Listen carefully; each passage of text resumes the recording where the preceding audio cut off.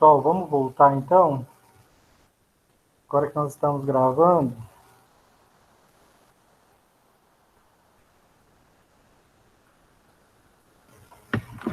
Olha, na aula anterior sobre farmacoterapia antibiótica antibacteriana, nós vimos que os antibacterianos podem atacar a bactéria de 5 formas diferentes. E cada grupo de fármacos faz isso de uma forma distinta. Então, tem fármacos que danificam a parede, tem fármacos que danificam a membrana, tem fármacos que danificam, que impedem a síntese de proteínas,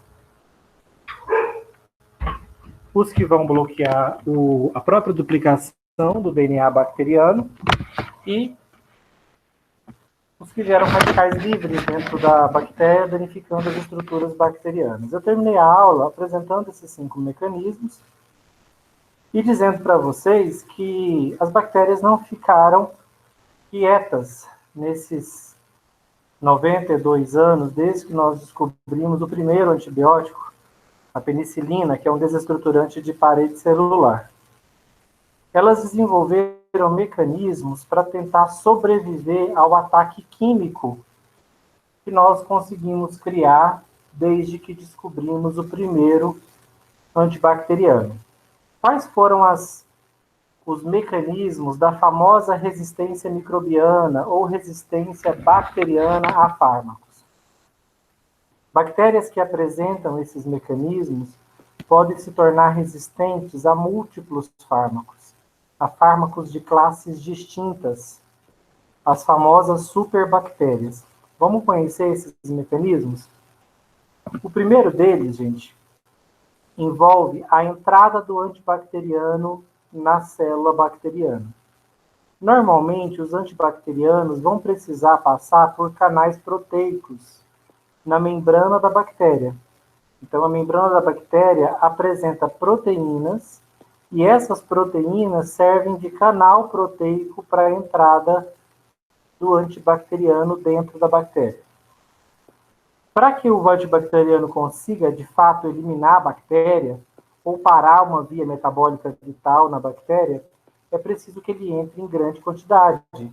Não basta uma molécula do antibacteriano entrar, tem que entrar muitas moléculas do antibacteriano dentro da bactéria para elas conseguirem, de fato, interferir bioquimicamente na bactéria e levar à morte ou estagnar o crescimento da bactéria. Nesse caso, gente, vocês acham que ter essas proteínas na membrana para a bactéria que está sendo atacada por um antibacteriano é bom negócio ou é mau negócio? O que vocês acham que a bactéria faz? Repete, eu estava notando. Supondo que a bactéria, para que os antibacterianos penetrem nela, eles não atravessam normalmente a membrana diretamente, a camada lipídica. Eles precisam de canais proteicos, proteínas presentes na membrana da bactéria. Perguntando para vocês se é interessante para a bactéria manter essas proteínas, o que vocês acham que ela faz à medida que essas proteínas são usadas pelo antibacteriano como porta de entrada para eles, que permite que eles entrem, se acumulem dentro da bactéria e levem ela à morte, ou parem processos metabólicos vitais dentro dela. Não sei. Vocês acham que é interessante para a bactéria manter essas proteínas na sua membrana? Que elas são canais para a entrada do fármaco bacteriano? Não. Não. Então, o que você faria se você fosse a bactéria? Eliminaria? Tem uma substância química tóxica entrando na sua casa pela porta da frente. O que você vai fazer? Fechar, eliminar esses canais? Fechar e eliminar esses canais. O que a bactéria faz, gente? Ela para de produzir essas proteínas que funcionam como porta de entrada para os fármacos. Quando ela para de produzir, concorda comigo que ela se torna impermeável ao fármaco? Ou diminui significativamente a sua permeabilidade ao fármaco. Então, quando ela deixa de produzir essas proteínas, mesmo que haja fármaco em torno da bactéria, ele vai ter dificuldade de quê?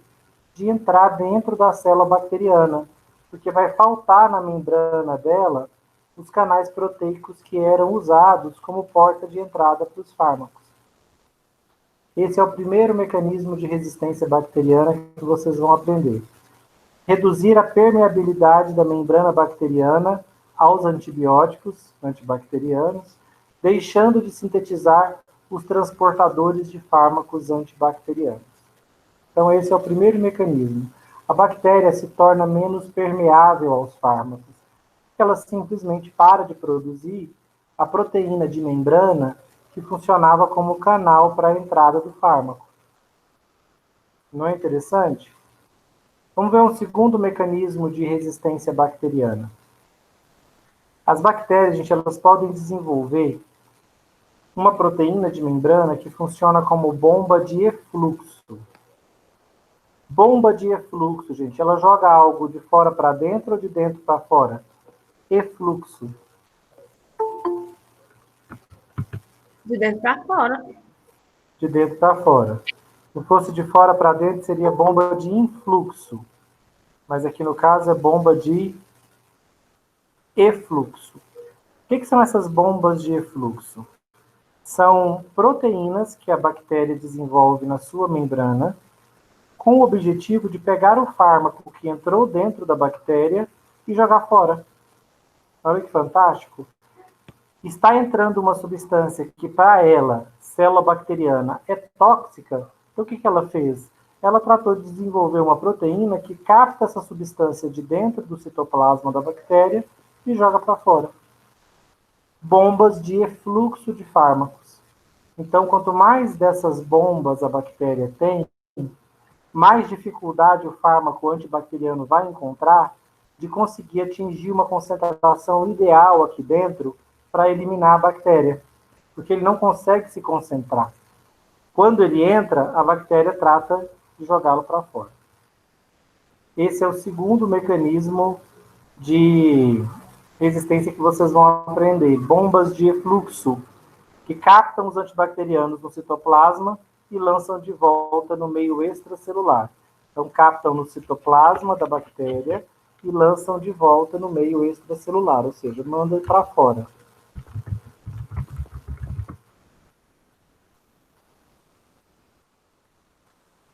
Até aqui, entenderam, gente, esses dois primeiros mecanismos? Sim. Terceiro, essa classe aqui, gente, de fármacos que inibem a síntese de proteínas bacterianas. São vários fármacos, né? Que inibem a síntese de proteínas bacterianas, ó. Aminoglicosídeos, tetraciclinas, macrolídeos, inclusive a famosa azitromicina, e outros, né, como linezolida, clindamicina, clorofenicol e spectinomicina. São todos inibidores da síntese de proteína. Para inibir uma síntese de proteínas dentro da célula bacteriana, onde o fármaco precisa se ligar?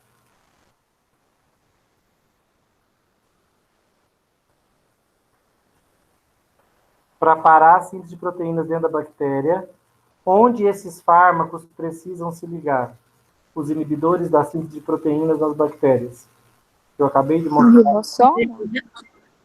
Precisam se ligar onde? Ribossomo. Nos ribossomos. Gente, olha que incrível. Esses fármacos todos que eu mostrei para vocês têm como alvo o ribossomo. O que a célula bacteriana é capaz de fazer? Ela produz um novo tipo de ribossomo. Esse novo ribossomo sintetiza proteínas normalmente. Só que os fármacos não o reconhecem. Ele é estruturalmente diferente do ribossomo antigo. Por isso, não adianta eu usar nenhum desses fármacos, porque eles vão se ligar no ribossomo antigo, que está em desuso. Por quê? Porque a bactéria mudou o alvo. Ela gerou um novo ribossomo estruturalmente diferente, no qual esses fármacos não se ligam.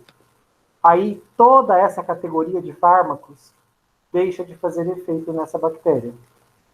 Nesse caso, a gente diz que a bactéria fez uma alteração no alvo do antibacteriano.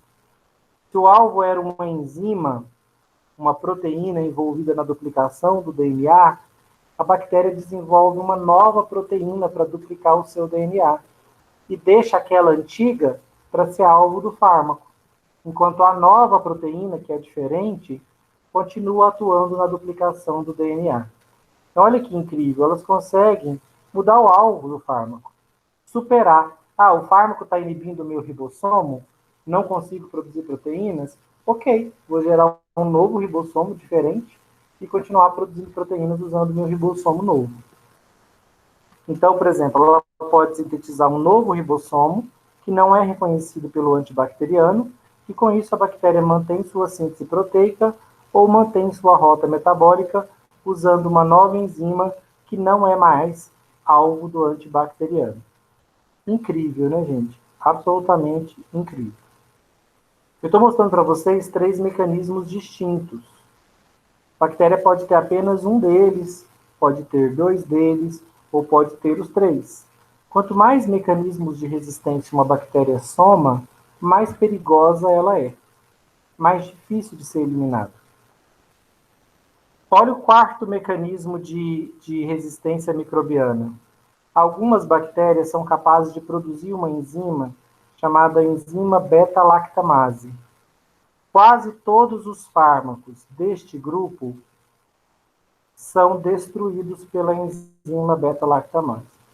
Então, quase todos os fármacos que desestruturam a parede da célula bacteriana, quando eles entram numa bactéria que tem a enzima beta-lactamase, ela vai atacar esses fármacos que desestruturam a parede celular da bactéria e vai quebrar a molécula deles, deixando eles inativos. Então, a bactéria pode produzir uma enzima que inativa fármacos. No caso das beta-lactamases, são enzimas bacterianas que inativam especificamente os fármacos que desestruturam a parede celular. Vamos relembrar quais são? Ó? As famosas penicilinas, né? Amoxicilina, ampicilina, piperaciclina, ticarcilina, os cefalosporínicos todos, os monobactâmicos e os carbapenêmicos. Exceto esses aqui em verde, tá? Desconsidera os 2 em verde, vanco e teicoplanina. Esses demais todos aqui, gente, se você olhar na estrutura deles, vocês vão ver esse anel aqui, ó, que é chamado de anel beta-lactâmico. É uma estrutura formada por 3 carbonos e um nitrogênio, sendo que um dos carbonos está ligado numa carbonila, num oxigênio. Essa estrutura é chamada de anel beta-lactâmico. Amoxicilina tem, ampicilina tem, ceftriaxona tem, astreonan tem, meropenem, imipenem, todos esses fármacos aqui possuem o anel beta-lactâmico. Se a bactéria em que eu usar quaisquer um desses fármacos for produtora da enzima beta-lactamase, o que vai acontecer, gente? Essa enzima bacteriana vai vir aqui nesse anel e quebrar ele aqui, entre o nitrogênio e a carbonila. Quando ela abre esse anel nesse ponto, o antibacteriano deixa de fazer efeito. O único fármaco dessa classe que não é sensível a essas enzimas é a vanco e a teicoplanina. Por quê? Porque na estrutura delas não há anel beta-lactâmico. Então, elas não são sensíveis à beta-lactamase.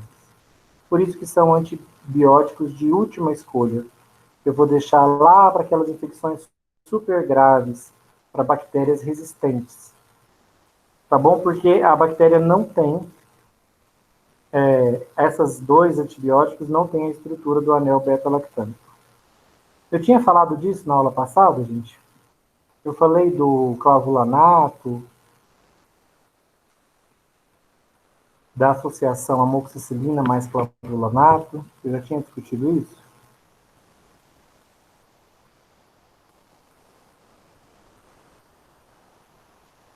Eu acho que sim. Falou sabores bactericidas diferentes. Falei o quê, Caio? De misturar os antibacterianos. Não, eu falei que o clavulanato é o boi de piranha. Ele tem a estrutura do anel beta-lactâmico só para enganar a bactéria, para ela atacar ele e deixar a amoxicilina em paz? Não, isso aí não. Não? Tá. Você falou sobre combinar dois medicamentos. Não, deixa eu mostrar aqui. Vocês já devem ter ouvido falar, né? Da associação amoxicilina mais ácido clavulânico. Olhem aqui, gente. Esse é o ácido clavulânico. Reparem na estrutura dele. Se vocês repararem na estrutura do ácido clavulânico, deixa eu ver aqui se tem uma figura melhor. Esse. Cabeça para baixo. Aqui. Ácido clavulânico. Vocês estão vendo o anel beta-lactâmico aqui, ó? 3 carbonos, a carbonila e o nitrogênio. Ele tem essa estrutura. Tá? Igual a amoxicilina tem. Deixa eu ver se tem uma foto com os dois.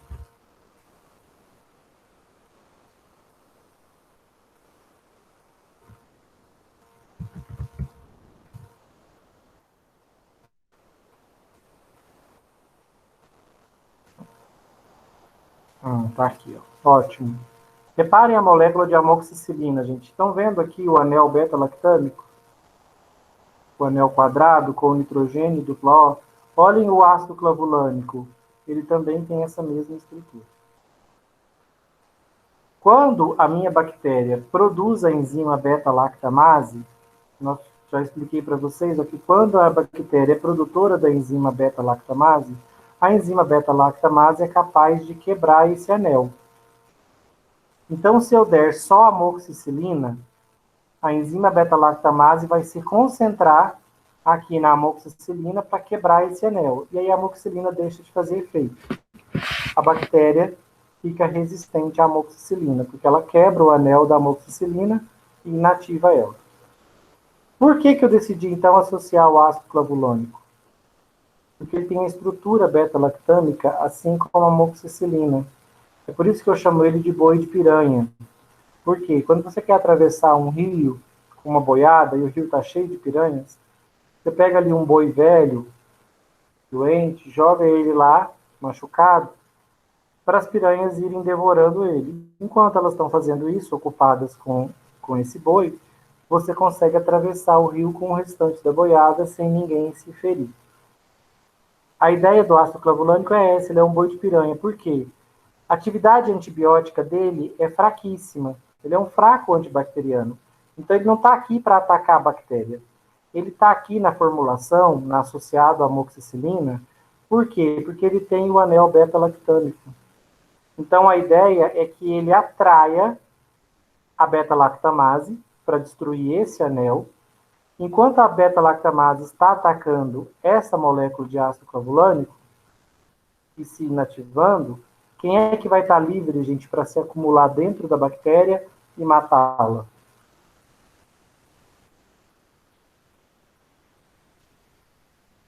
A amoxicilina.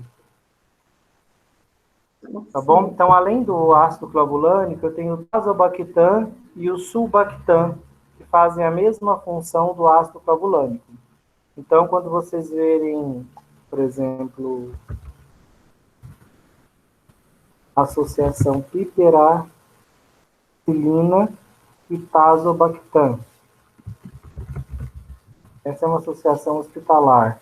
Mas quando vocês verem a associação piperacilina-tazobactam, a piperacilina é o antibiótico penicilâmico. O tazobactam, olha ele aqui, ó. Tazobactam é essa molécula que tem anel beta-lactâmico também, que vai funcionar apenas para atrair as beta-lactamases. O mesmo caso do sulbactam, que eu normalmente associo com a ticarcilina. Então, vocês vão ver na prática clínica essas 3 associações. Amoxicilina mais ácido clavulânico, piperacilina mais tazobactam, ticarcilina mais sulbactam. Por que elas estão sendo associadas com essas substâncias? Porque essas substâncias têm o anel beta-lactâmico, vão atrair a beta-lactamase Enquanto isso, a penicilina, né, amoxicilina, piperacilina ou ticarcilina, vai ter tempo de agir para matar a bactéria. O quarto mecanismo que a gente... Então, o terceiro mecanismo, né, o quarto mecanismo que a gente está vendo é gerar enzimas que degradam o antibacteriano, inibindo sua ação. O melhor exemplo são as beta-lactamases, que abrem o anel beta-lactâmico presente em vários antibacterianos. Eu tenho que lembrar que na classe dos fármacos no grupo dos antibacterianos que danificam a parede da bactéria, só se salva das beta-lactamases a vanco e a teicoplanina, porque elas não têm anel beta-lactâmico na sua estrutura. Todos os demais têm.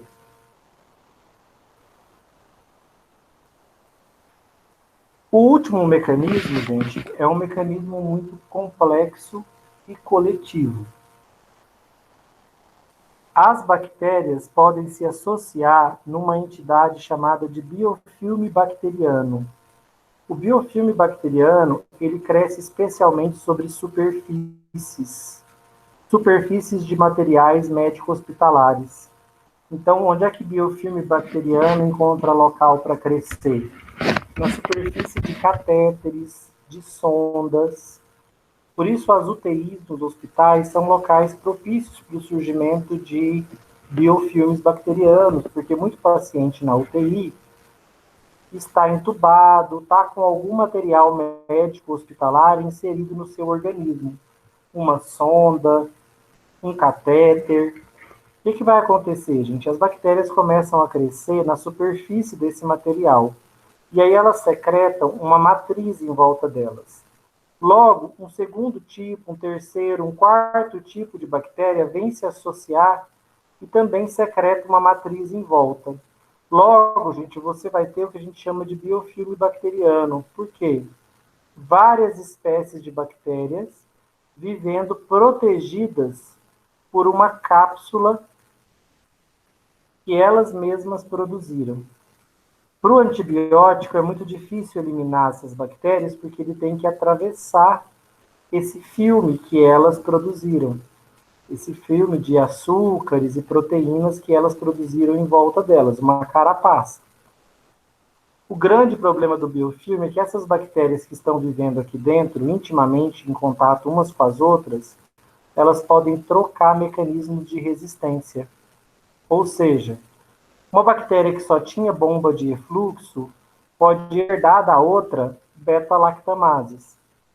Uma bactéria que só tinha beta-lactamases pode herdar de outra um ribossomo diferente. Gente, os biofilmes são um agrupamento de bactérias propício para surgir qual tipo de bactéria aqui dentro? Uma superbactéria, resistente a todos os antibacterianos. Isso, as superbactérias, resistente a múltiplos antibacterianos, que aí arrepiam cada fio de cabelo, né, dos profissionais da saúde. Por quê? Porque essas superbactérias, pessoal, que associam múltiplos mecanismos de resistência, que têm bomba de fluxo, que são pouco permeáveis ao fármaco porque pararam de produzir as proteínas transportadoras, que têm ribossomos diferentes, que têm enzimas diferentes para duplicar o DNA, essas bactérias elas vão se tornando cada vez mais resistentes a múltiplos antibacterianos de mecanismos distintos. Então, meu paciente tem a infecção, ela começa a salvar, eu uso um desestruturante de membrana, nada. Uso de parede, nada. Uso um inibidor de síntese proteica, nada. A bactéria tem um segundo ribossomo. Tenta inibir a duplicação do DNA, nada. Ela tem outras enzimas para duplicar o DNA. Uso um penicilâmico, a beta-lactamase vai e quebra. Quando eu vejo aquela infecção já se descontrolou, já virou uma septicemia ou provocou necrose no órgão-alvo. E aí o indivíduo vai a óbito, se o órgão-alvo for um órgão vital. Por que a resistência bacteriana, pessoal, é tão assustadora?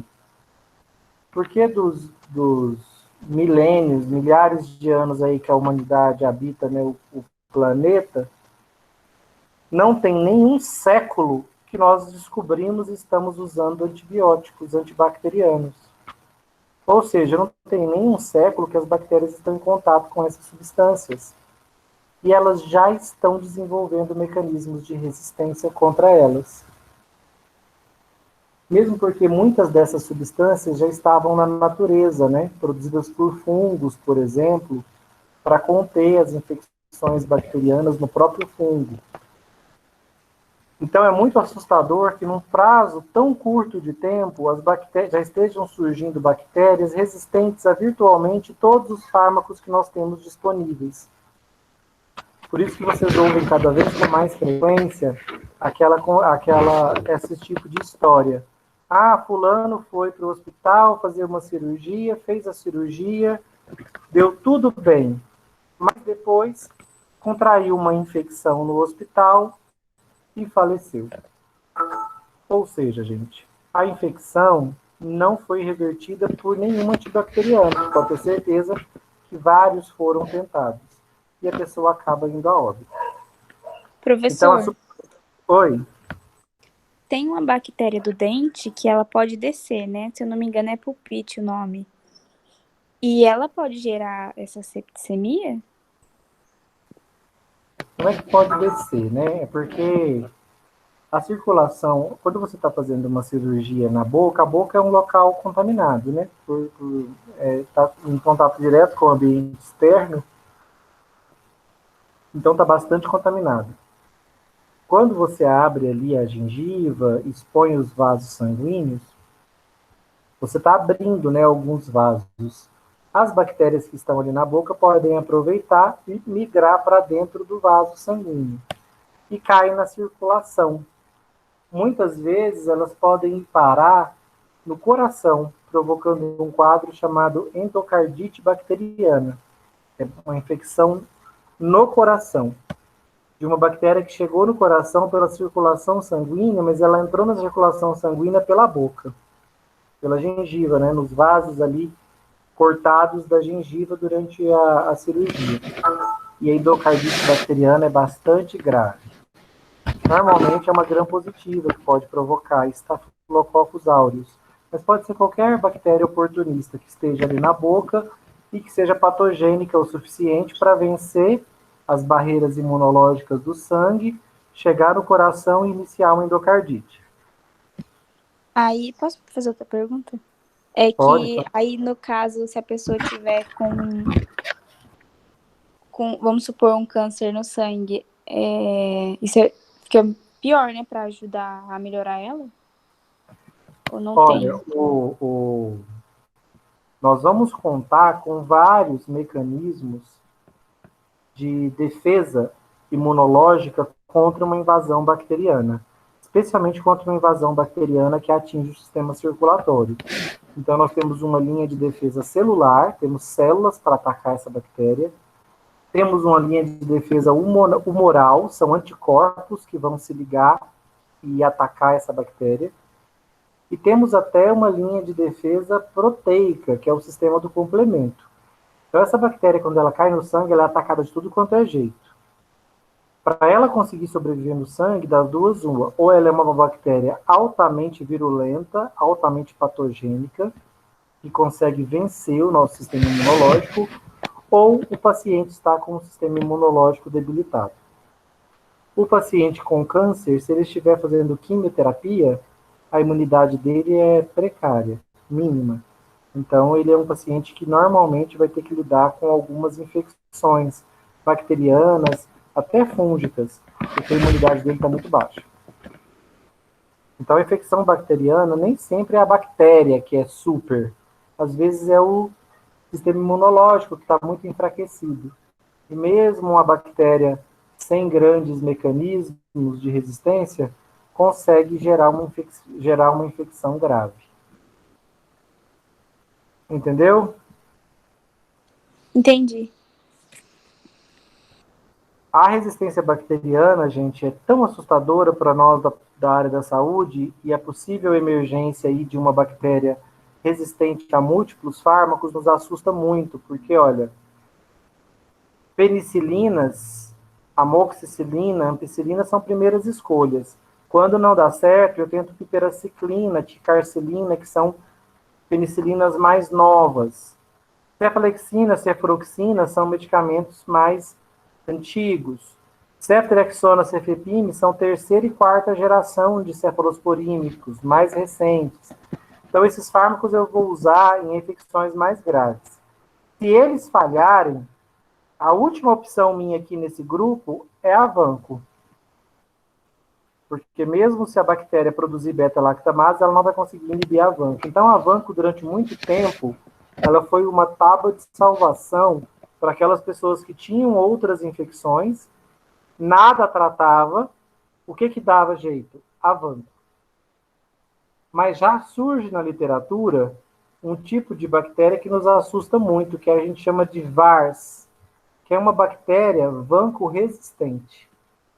Aí é problema, porque ela é resistente à nossa última linha de tratamento dentro desse grupo aqui.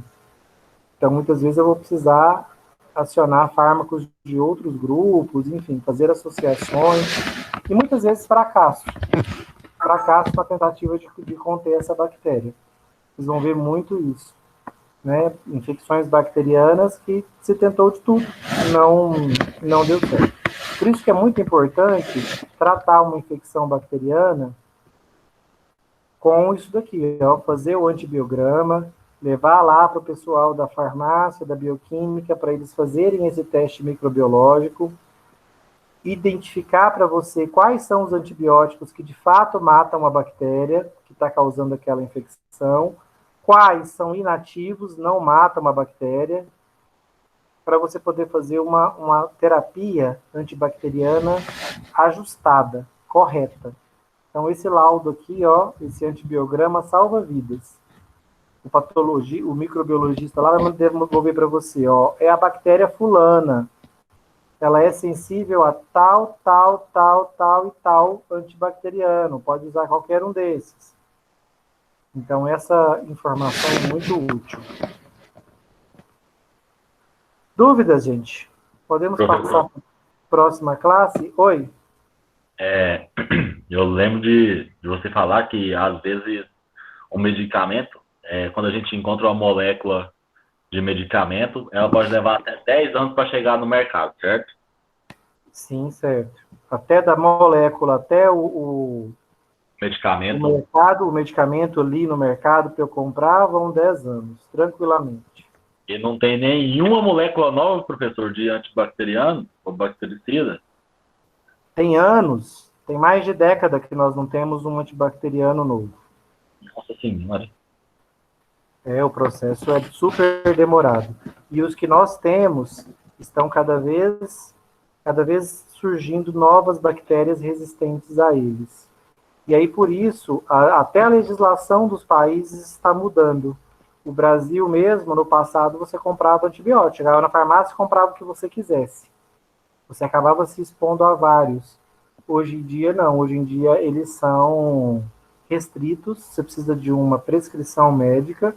E os prescritores estão sendo treinados a usarem apenas antibacterianos de uso comum, como amoxicilina, azitromicina, ciprofloxacino. Não sair usando antibióticos mais graves, mais incomuns na população, para que essa população use um perfil de antibióticos bem restrito, para eu não ficar permitindo que as bactérias do ambiente tenham contato com tudo quanto é tipo de antibiótico. Por isso, inclusive, também muitos antibióticos são restritos para o ambiente hospitalar. Vanco, picarcilina, cefepime, você não vai achar em farmácia. São medicamentos para uso exclusivo em hospitais. Isso é mais uma forma de eu minimizar o uso irracional desses medicamentos pela população. Eles ficam guardados para uso exclusivo no hospital. Então, só quando tiver aquela infecção que não foi tratada pelos antibacterianos de uso comum, aí eu começo a tentar os antibacterianos de uso restrito. Mas eu já vou estar internado num hospital.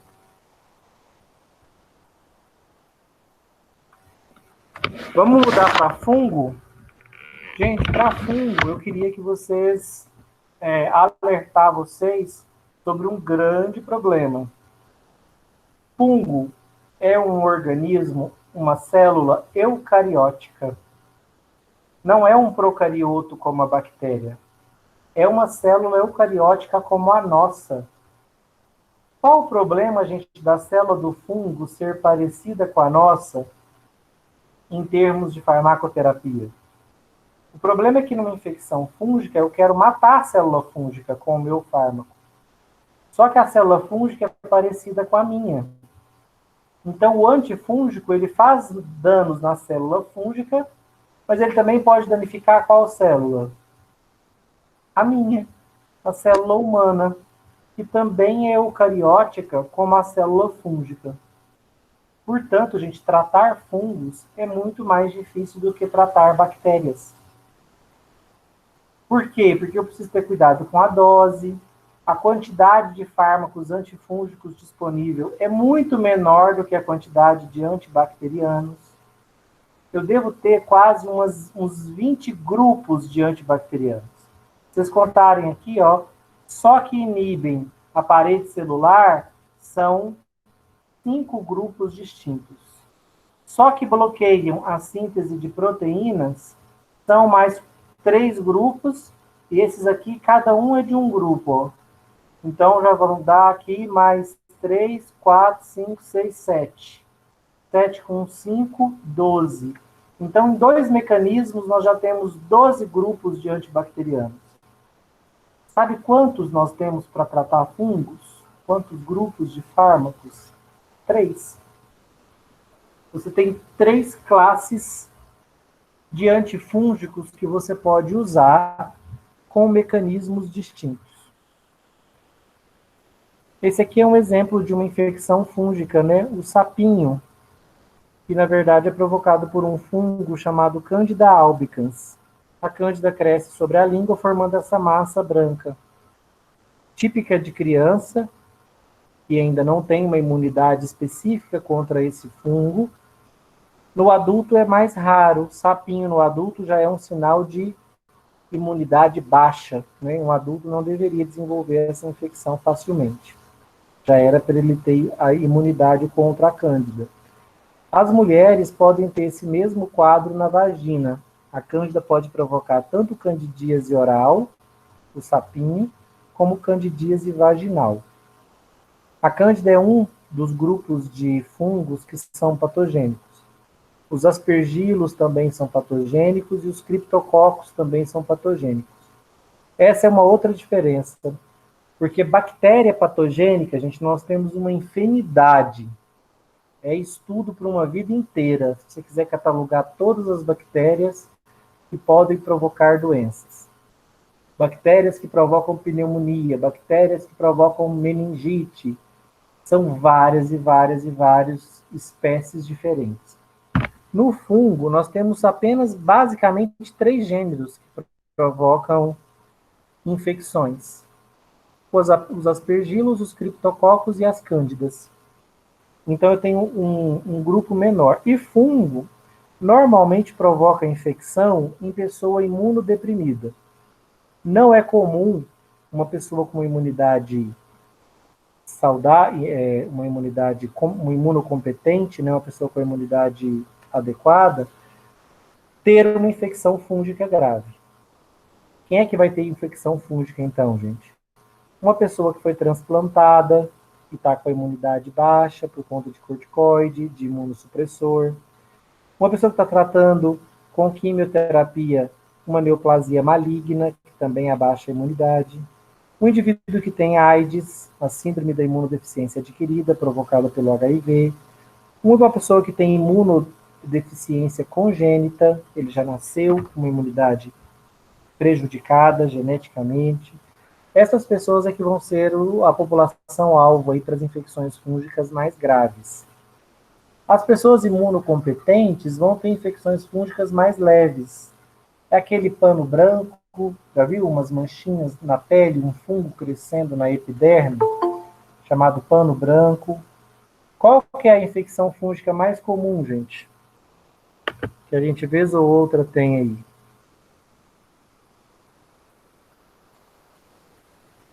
O pé de atleta? As micoses, gente, embaixo de unha, né? De vez ou outra nós temos uma micose embaixo da unha. Quem já teve, sabe me dizer se foi fácil de eliminar ou se foi difícil?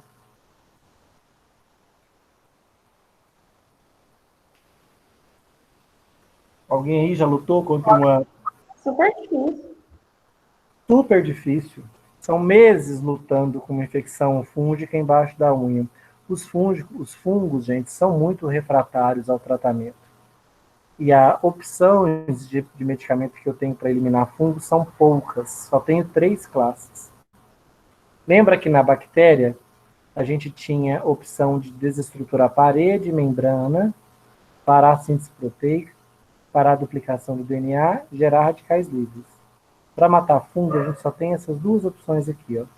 Fármacos que desestruturam a parede e fármacos que provocam dano à membrana. Vamos entender isso olhando lá na apostila de vocês. Na parte de antifúngicos tem essa figura aqui, ó. Um fungo, ele tem o DNA dentro do núcleo, porque a célula é eucariótica, então ela tem núcleo. Oi? A única coisa que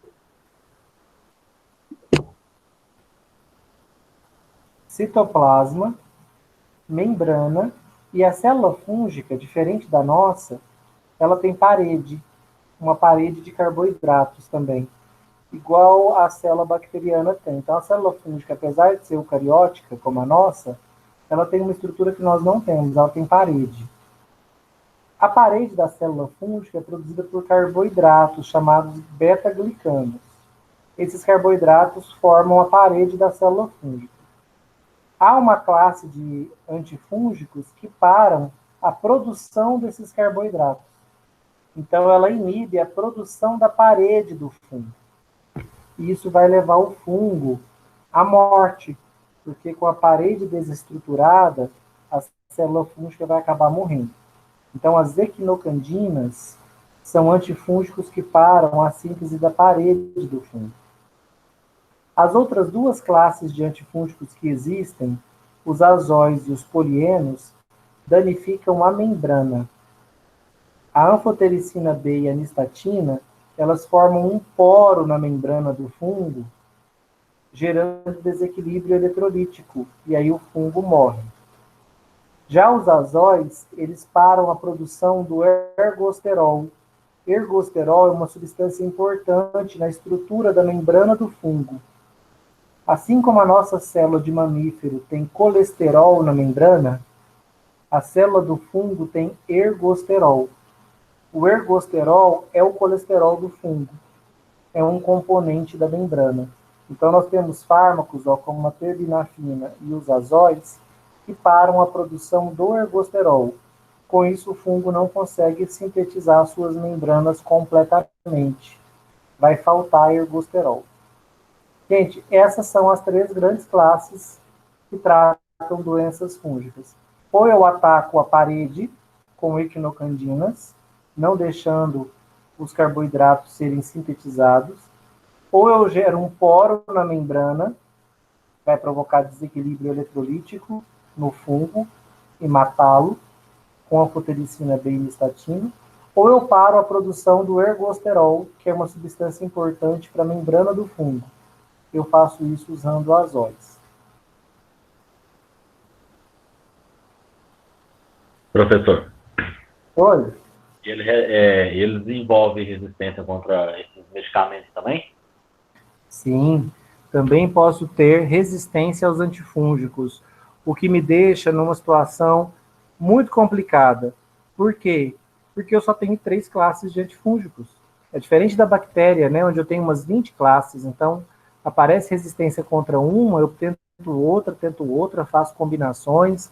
Eu tenho como me mover mais na quimioterapia antibacteriana. Na quimioterapia antifúngica, gente, ou eu vou de equinocandina, ou de polieno, ou de azóis. Só vou apresentar para vocês aqui os fármacos. Ó, as equinocandinas são as que inibem a enzima beta-glicano sintase, que é a enzima que produz os carboidratos da parede do fungo. Quem são os fármacos que são equinocandinas? Caspofungina, micafungina e amidalofungina. São fármacos que talvez vocês não conheçam. São antifúngicos ainda pouco populares no Brasil. É a classe mais nova de antifúngicos que foi lançada. Quando eu falo mais novos, você está pensando que foi lançada nos últimos anos, né? Não, gente, tem 20 anos que essa classe está no mercado. Pelo menos 20 anos. Ou seja, tem pelo menos 20 a 30 anos que um novo antifúngico não é descoberto, não é lançado no mercado. Esses foram os últimos, ali ainda na década de 90, para vocês terem uma ideia. De lá para cá, nada mais de antifúngico no mercado. Os polienos são os mais antigos. São a nistatina, que a gente vê em formulações tópicas, pomada, enxaguatório, creme vaginal, e a anfotericina, que é injetável. Esses, gente, são os mais potentes antifúngicos que existem.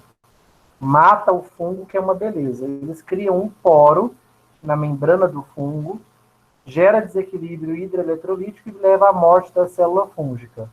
Muito eficazes.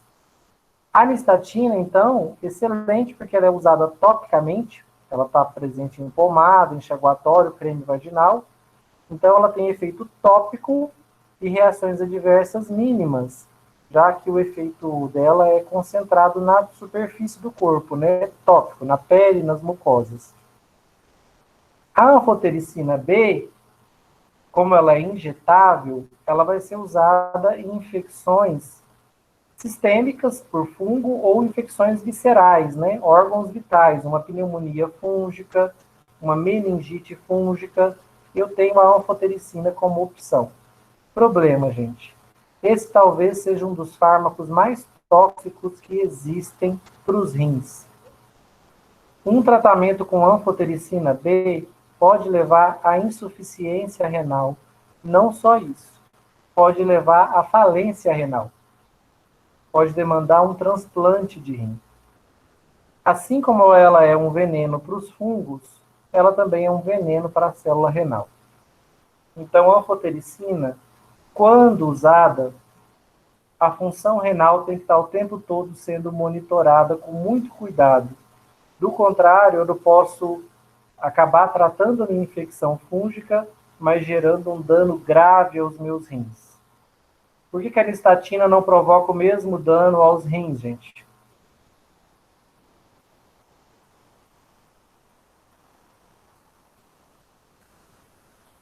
Porque é uso tópico? Porque o uso é tópico. Ela é pouco absorvida, né? Não entra na circulação sanguínea o suficiente para danificar o tecido renal. A última classe de antifúngicos, que é a mais popular, são os azóis, como fluconazol, cetoconazol, itraconazol, miconazol, voriconazol, são alguns dos antifúngicos da classe dos azóis. Eles param a síntese do ergosterol. Lembra aqui na figura? Ó? Param a síntese do ergosterol, que é um componente da membrana do fungo. Por conta disso, o fungo não consegue crescer, porque ele não sintetiza membranas mais. Falta ergosterol para o fungo produzir as suas membranas. Por conta disso, gente, os azóis são chamados de fungistáticos. Porque, de fato, eles não matam o fungo. Eles não deixam o fungo crescer. Por que não deixa crescer? Porque para a síntese do ergosterol, que é uma substância importante para formar a membrana do fungo. Por isso, os azóis, eles são fungistáticos. Como é que vocês acham que o tratamento dos azóis é demorado ou é rápido para eliminar o fungo? Demorado. Demorado.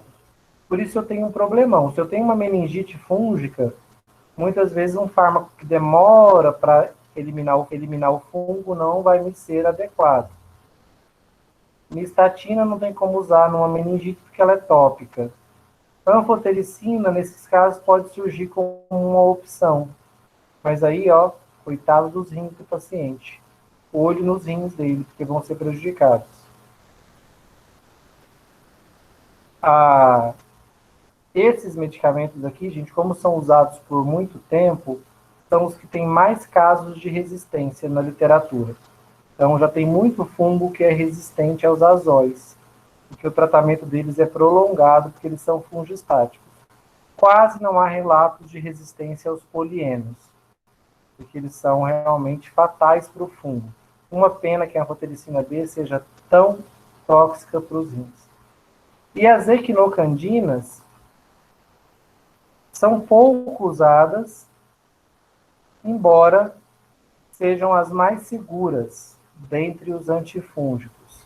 Tá? Mas durante as últimas décadas, elas ainda eram protegidas por patente, então eram mais caras, até hoje são mais caras. Então são medicamentos aí com uma prescrição menor, mas também são eficazes antifúngicos. Certinho com fungo, gente? Alguma dúvida sobre as 3 classes de antifúngicos? Repararam aqui que a equinocandina bloqueia, desestabiliza a parede. Polieno e azol danificam membrana. São só esses 2 mecanismos de ação antifúngicas. Eu não tenho nenhum antifúngico que para a duplicação do DNA, nem que liga a síntese proteica, nem que gera radicais livres. O meu arsenal, né, de opções para matar a célula fúngica é bem limitado.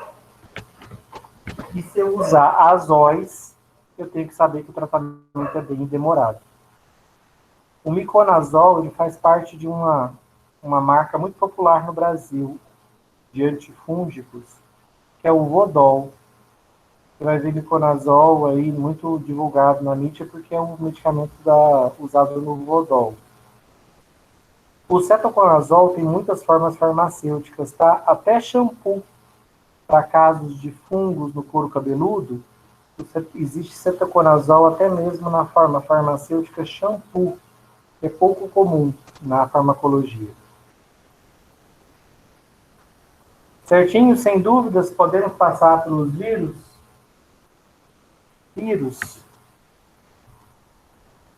Gente, os vírus. Aqui é um exemplo, né? O SARS-CoV-2. As viroses provocadas por essas partículas são doenças de difícil tratamento. Primeiro, gente, o vírus é um ser vivo? Sim ou não? Justifique sua resposta. Vírus é uma célula? Não,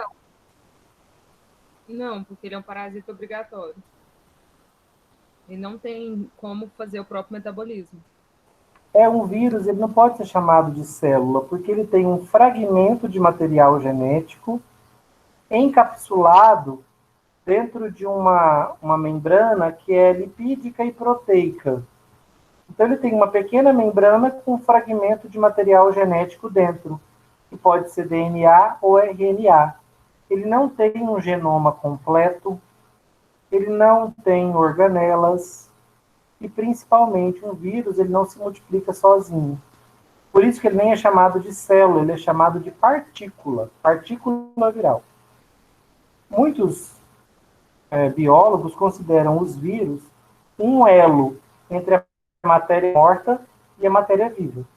Eles nem são inanimados, como a matéria morta, como as rochas, por exemplo, mas não são seres vivos completos, como uma célula bacteriana, fúngica, protista, vegetal ou animal. Os vírus, eles precisam entrar nas células, aqui está representando em roxo a membrana de uma célula. A partícula viral, ela tem que penetrar na célula, usar a maquinaria da célula para se multiplicar aqui dentro e depois evadir a célula para infectar outras células. ou outros organismos. Então, por isso, os vírus sequer são seres vivos. E é difícil demais de eliminar a partícula viral, porque ela não tem funções vitais para serem inibidas, porque ela sequer é um ser vivo. No caso da partícula viral, ela cumpre algumas etapas que nós temos medicamentos que podem inibir. Então, por exemplo, toda partícula viral ela vai ter que, primeiro, aderir à célula-alvo. Então, vamos pensar aqui no caso do SARS-CoV-2. Está causando a pandemia de Covid. A célula-alvo dele é a célula pulmonar. Então, ele entra pela árvore respiratória e gruda na membrana da célula pulmonar. Esse é o primeiro momento dele. Depois, ele tem que penetrar dentro da célula, atravessar a membrana e entrar dentro da célula. Quando ele entra, a próxima etapa é ele se desencapsular. O que é isso? Ele abre essa cápsula e libera o seu material genético dentro da célula hospedeira. Esse material genético vai ser transcrito, vai gerar proteínas virais, o vírus vai se remontar dentro da célula, então ele entrou um só, mas aqui, ó, ele vai multiplicar o seu DNA e multiplicar suas proteínas dentro da célula hospedeira. E ele vai montar milhares de novas partículas virais aqui dentro da célula. Essas partículas virais, depois de montadas, vão evadir da célula, indo parasitar outras células. Nós temos medicamentos para interferir, vocês estão vendo aqui na janela amarela, ó, nas várias etapas do ciclo de um vírus. Então, eu tenho medicamentos que impedem ele de se ligar na membrana, tenho medicamentos que impedem de entrar na célula, tenho medicamentos que bloqueiam a síntese de proteínas e a duplicação do DNA do vírus, outros que impedem a remontagem do vírus, e, por fim, os que impedem a saída do vírus da célula. Aí você vai falar, professor, então as doenças virais estão curadas. Longe disso. Por quê? Porque o medicamento que impede, por exemplo, a entrada de um determinado vírus na célula é inefetivo contra outro. O medicamento que impede o desencapsulamento de um vírus é inefetivo contra outro vírus. Quais são as doenças virais para as quais nós temos medicamentos? Basicamente, gente, herpes, hepatite, gripe provocada por vírus do gênero influenza e HIV. 4 doenças virais para as quais nós temos fármacos que bloqueiam uma dessas etapas. HIV, herpes, hepatite e gripes provocadas pelo vírus influenza. Várias outras doenças virais, nós nunca encontramos um tratamento para elas medicamentoso. Então, muitas doenças virais, a gente gera imunidade contra o vírus. Ou seja, a gente usa vacinas para preveni-las. É o caso do sarampo, é o caso da poliomielite, é o caso dos vírus que provocam meningite. Eu tenho vacinas contra esses vírus. Febre amarela, vacinas. E eu tenho vírus contra os quais não existe nenhum tratamento, nem medicamento, nem vacina. Exemplos: vírus da dengue, da zika, da chikungunya. Contra eles eu não tenho nem tratamento farmacológico, nem medicamentos, nem vacinas. Nem posso preveni-los usando vacinas. O mesmo vale para alguns vírus da gripe. A última gripe que nós tivemos, provocada por um vírus diferente do influenza, foi a gripe aviária, provocada pelo vírus SARS. Só que nós conseguimos desenvolver uma vacina contra ele, E o medicamento oseltamivir se mostrou efetivo contra o vírus da gripe aviária. Agora nós estamos lidando com um vírus que, assim como o vírus da dengue, não responde a nenhum tratamento. Vocês acham que nós tentamos contra o Covid os medicamentos que tratam a herpes, a hepatite, a AIDS e a gripe provocada pelo influenza? Sim, tentamos. Funcionou? Não. O vírus SARS-CoV não respondeu às medicações atualmente usadas para tratar a gripe aviária, como o oseltamivir, ou medicações usadas para tratar o HIV, que são um grande leque de medicações que a gente tem antirretrovirais.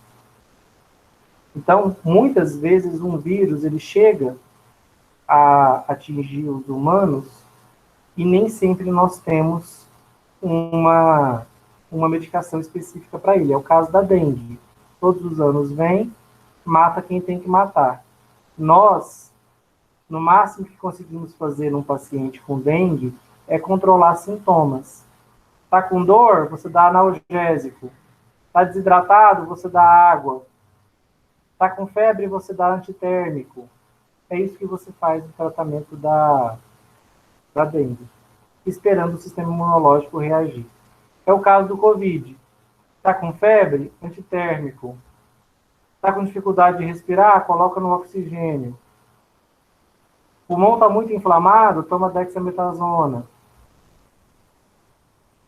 Sangue começou a coagular? Tem trombose? Toma anticoagulante. Então, o que eu faço na terapia do Covid? Paliativos.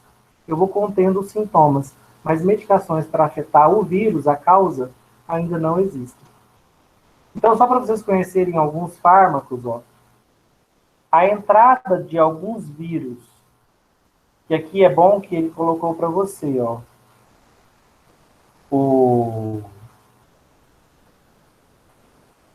colocou o fármaco e o vírus que ele trata, só para ficar claro para você que esse fármaco não trata qualquer vírus. Então, por exemplo, ó, o vírus se aproximou da célula e quer se ligar na célula. Fármacos que impedem essa ligação. Enfuvirida. Mas a enfuvirida bloqueia a ligação de qual vírus? HIV. Apenas HIV. Ela não bloqueia a ligação de outros vírus. Ó, o docosanol bloqueia a ligação do herpes, do vírus da herpes. O palivizumab bloqueia a ligação de qual vírus? Desse vírus VSR. Eu tenho que confirmar depois se é o vírus da varíola ou da herpes zoster, mas eu vou confirmar depois para vocês, não tenho certeza agora. Então, ó, bloqueio da amantadina e da rimantadina. Elas impedem o desencapsulamento do vírus. Mas de qual vírus? Apenas do influenza. Não impedem o desencapsulamento de outros vírus. Ó, o bloqueio da síntese de ácidos nucleicos do vírus, para ele conseguir duplicar o seu material genético. Eu tenho medicamentos que fazem isso no HIV e na herpes. Aciclovir, Foscarnet, são alguns medicamentos que vão bloquear, e antirretrovirais, né, também do HIV, que vão bloquear a síntese de nucleotídeos. Ó, para o HIV eu tenho também fármacos que bloqueiam a integração do genoma do vírus.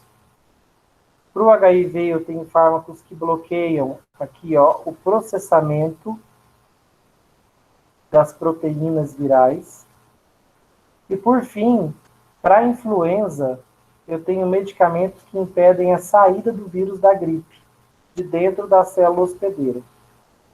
Gente, nós temos uma farmacoterapia antiviral muito limitada, exceto para o HIV. O HIV foi uma pandemia viral que surgiu na década de 80. Mas, na verdade, era um vírus que estava nos macacos. Os caçadores de macacos lá na África se contaminaram com eles e foram espalhando esse vírus ao longo das décadas. E o HIV foi se espalhando nas décadas de 50, 60, 70 de forma silenciosa, porque ele não é pandêmico como, né, facilmente transmissível como o SARS-CoV. A transmissão dele é pelo sexo, sem proteção e pela saliva. Esse vírus chegou, provocou uma pandemia nos anos 80, nunca conseguimos curá-lo. Hoje nós temos medicações para conter o HIV. Ele se transformou numa doença crônica, mas eliminá-lo, erradicá-lo, nós nunca conseguimos, apesar de inúmeros fármacos terem sido desenvolvidos. E um vírus, quando ele chega na sociedade, a gente não tem cura e provoca uma doença fatal, como a AIDS, ele acaba provocando mudanças na sociedade. Mudanças que, com o tempo, a gente se adapta. O HIV continua matando pessoas até hoje, milhares, mas a gente já nem fala delas. Caiu na rotina, viraram estatística, viraram números, com os quais nós estamos acostumados desde muito tempo. 1 milhão de pessoas, pelo menos, morrem com HIV todos os anos. É muita gente. E ele mudou a forma como a gente, na nossa sociedade? Mudou. Qual foi a grande mudança que o HIV trouxe, gente, comportamental para nós? Uma coisa que nós não fazíamos antes dele e passamos a fazer depois dele. O uso da camisinha? Sexo com camisinha, com prevenção, que nós não fazíamos e agora fazemos. É o caso da Covid-19. Caso nós não encontremos uma terapia efetiva, farmacológica ou uma vacina, o Covid vai implantar na nossa sociedade hábitos de vida novos. O uso do álcool, a asepsia das mãos, das superfícies e, especialmente, né, o mais incômodo deles, o uso da máscara. Então, sem uma vacina e sem uma medicação, a máscara vai entrar na nossa rotina como a camisinha entrou, lá na década de 80 e segue aí até hoje. Então, eles provocam grandes impactos, né? Esses vírus pandêmicos aí. A nossa sorte Professor? é um vírus de baixa letalidade, né? O dia que nós tivermos um vírus que seja infeccioso, como a Covid-19, né? Que se espalhe com facilidade, e que seja letal, por exemplo, como o vírus da raiva, ou como o vírus do ebola, aí nós vamos ter um verdadeiro apocalipse, né? Porque aí sim vai ser um caos total. O Covid fez esse estrago todo que fez, sendo um vírus de baixíssima letalidade. Baixíssimo, professor, como assim? Tem milhares de pessoas morrendo. Mas a imensa maioria das pessoas que se contaminam não morrem. Nem desenvolve sintomas direito, ou desenvolve sintomas muito leves. A imensa maioria. Talvez a letalidade do Covid no final não passe de 1%. Ou seja, de cada 100 pessoas que pegam, morre uma letalidade muito baixa. E olha o estrago que ele fez mundialmente, né? Imagina um vírus com alta transmissibilidade e alta letalidade. É por isso que nós precisamos parar de destruir as nossas florestas. Esses vírus existem e estão lá nessas florestas, em animais que muitas vezes a gente talvez nem conheça ainda, porque nós só conhecemos 15% das formas de vida que existem no planeta. Então pode ter aí dentro da Amazônia, dentro da floresta equatorial do Congo, da floresta equatorial do Sudeste Asiático, podem existir vírus que nós desconhecemos completamente e futuros candidatos aí a gerar grandes pandemias. À medida que a gente vai destruindo as florestas, né, entrando nesses habitats, nós vamos tendo contato com esses vírus. O HIV surgiu para nós na década de 70, quando os caras estavam matando macacos na floresta equatorial africana. O Covid veio agora das florestas chinesas, né? De um tipo de tatu que eles têm lá, chama-se pangolim. Mas, enfim, Existem vários morcegos aí nessas cavernas do mundo afora com vírus ainda desconhecidos para nós. E alguns são muito letais, viu? O ebola mesmo é um vírus altamente letal. O mais letal deles é o vírus da raiva, a raiva canina. Ele tem 100%, ele tinha 100% de letalidade. Todas as pessoas que tinham contraído o vírus da raiva morreram. Aí no Brasil, em Recife, um garoto sobreviveu. Então só por isso que o vírus da raiva não tem mais 100% de letalidade. Ele tem 99,999. Mas todos os que contraíram a raiva canina acabaram falecendo. Essa criança sobreviveu, mas sobreviveu em estado vegetativo, né? Com graves sequelas. Oi, alguém ia perguntar alguma coisa? Eu queria saber o que quer dizer quando fala que o medicamento para HIV zerou a contagem de vírus. É porque o vírus do HIV ele faz uma coisa que é muito incomum. Ele ataca a própria célula de defesa. Só que, o que ele faz? Ele insere o material genético dele dentro do material genético das nossas células de defesa. E fica lá dormente. Então, quando eu faço um exame de carga viral, eu olho no sangue. No sangue tem partícula viral? Tem HIV no sangue? Não. Então, zerou. Curei o HIV?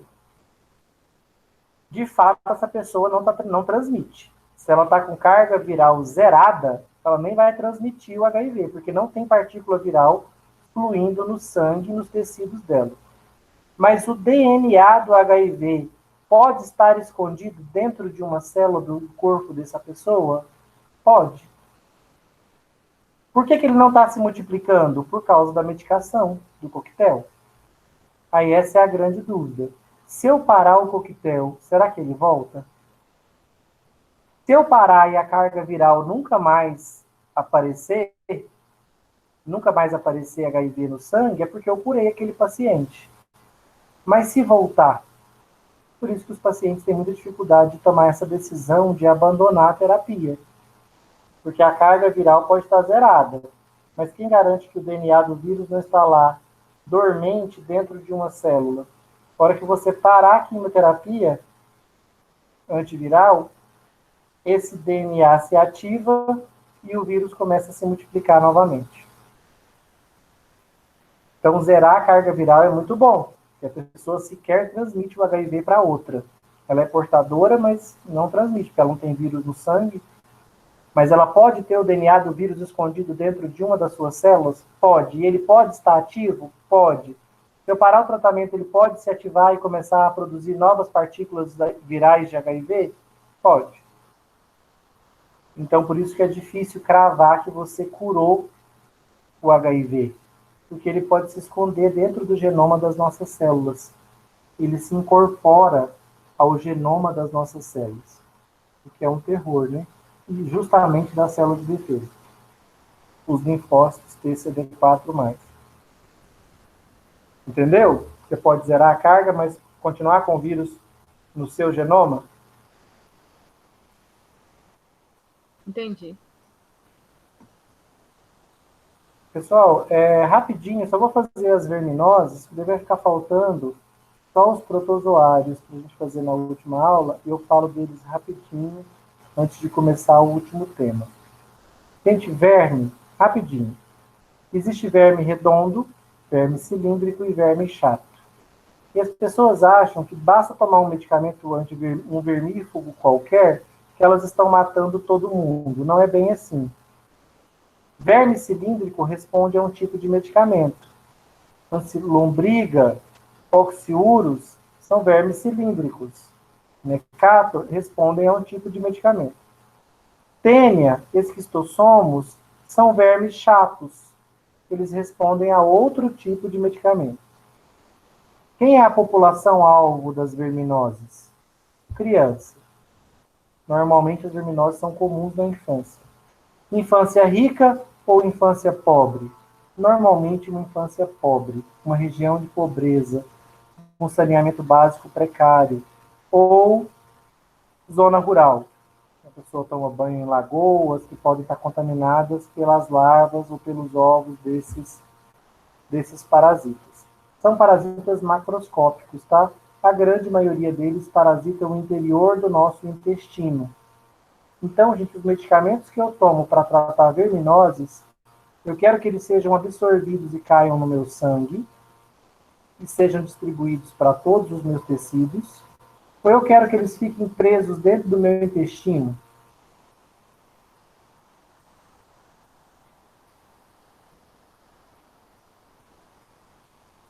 Eu quero que ele saia.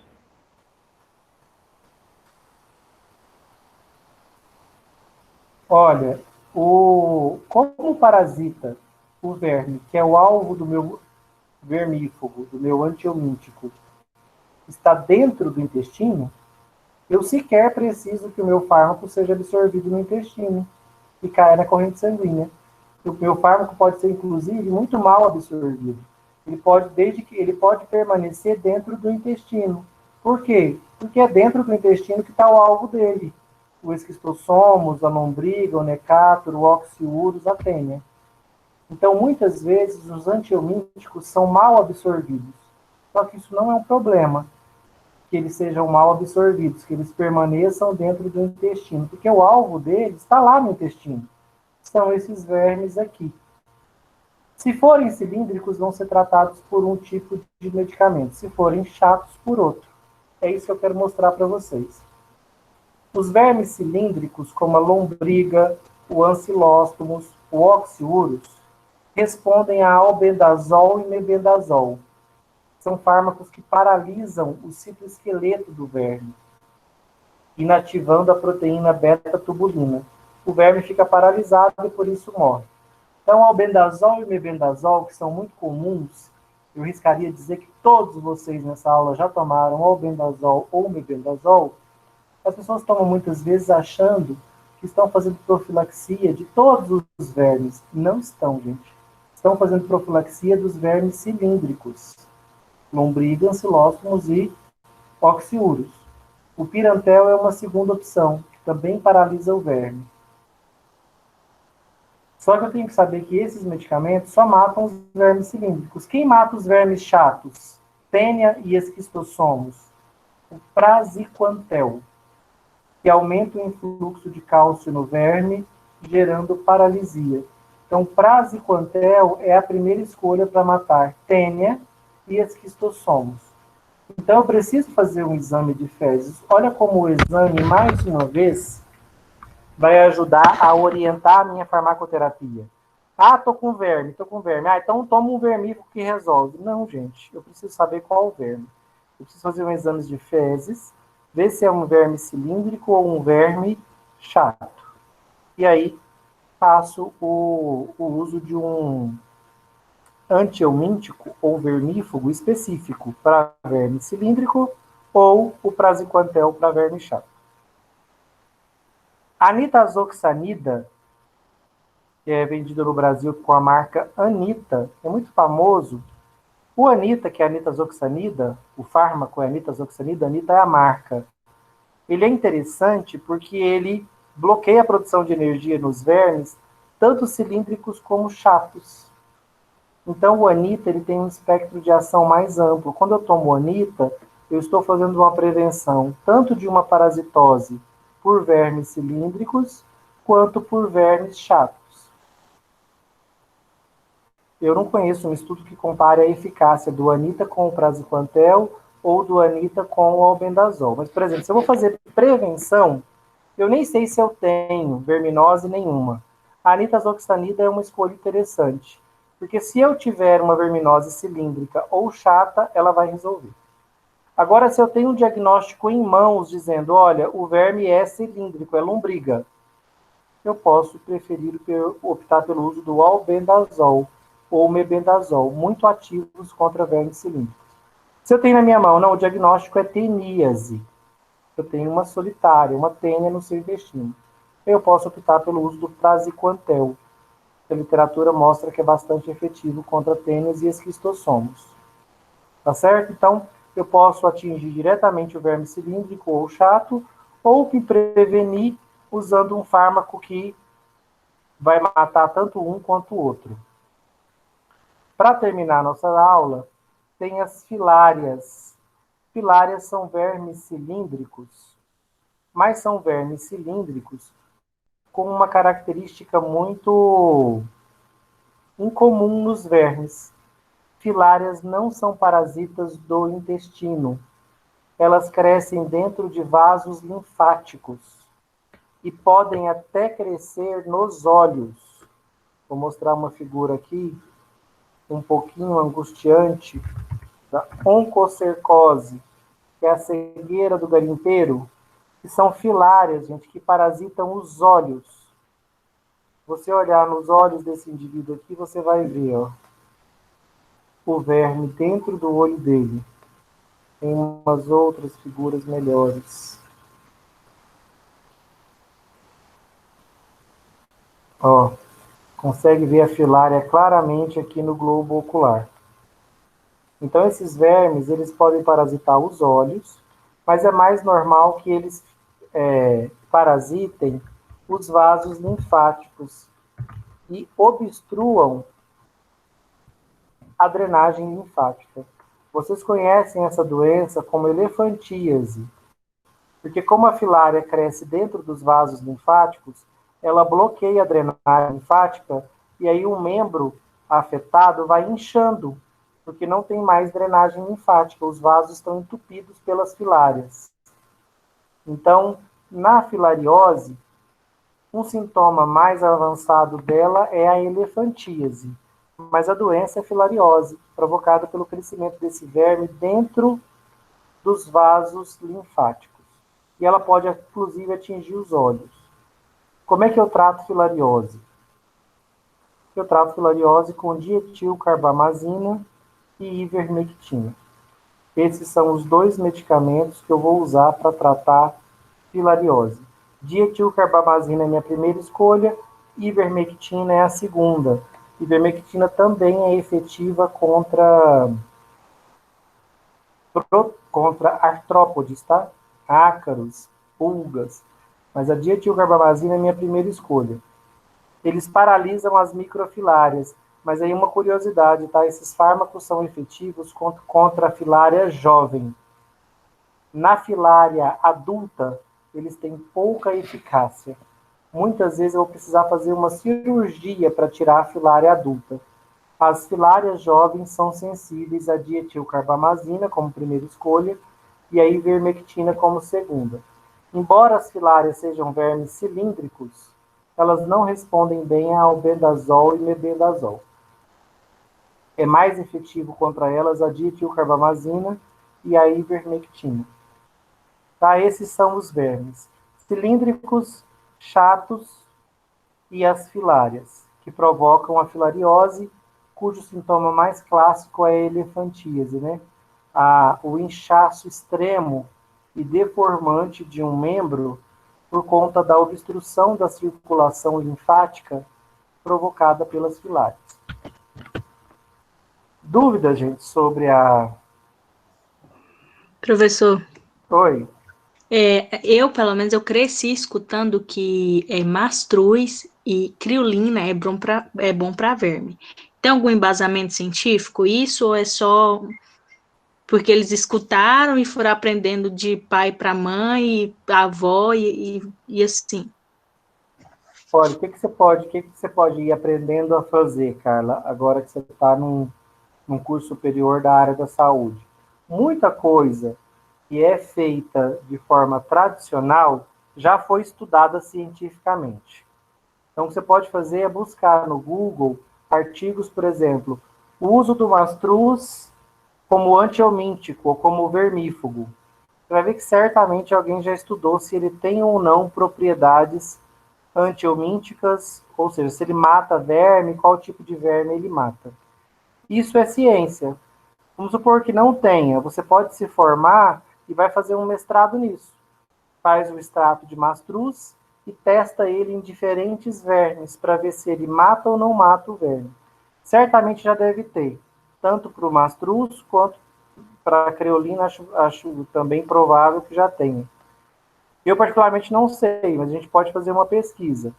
Você coloca aí mastruz, usado como antiomíntico ou vermífugo. Creolina, usada como antiomíntico ou vermífugo. E você vai ver se tem alguma propriedade. Eu, particularmente, desconheço. Mas, muitas vezes, o uso tradicional não está errado, não, tá? Por exemplo, o gengibre. Gengibre, historicamente, era usado tradicionalmente pelas mulheres para conter o enjoo durante a gestação.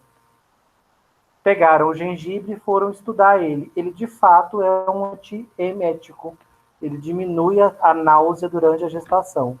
Então, era um uso tradicional que não estava incorreto. A ciência pesquisou e comprovou que o gengibre, de fato, era um medicamento antiemético. Controlava a êmese, a náusea, o enjoo na gestante. Então, muita coisa se comprova e muita coisa se mostra crendice. Então, por isso que é importante a gente estudar para ver se, de fato, tem comprovação ou não tem da eficácia daquela substância com a propriedade que dizem que ela tem. Muitas vezes, essas plantas medicinais, no popular, tem uma indicação muito extensa. Nossa, eu pego uma planta, ela serve para quase tudo. Normalmente, quando é assim, você vê que isso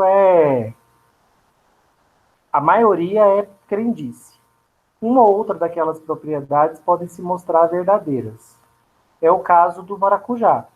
Estudou-se o maracujá, Passiflora incarnata, e, de fato, o extrato do maracujá tem propriedades calmantes, relaxantes.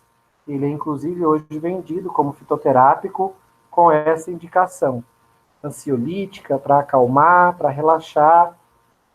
Então, algumas drogas se comprovam, outras não. Aí vai depender do estudo. Ok, professor, obrigado. Nada.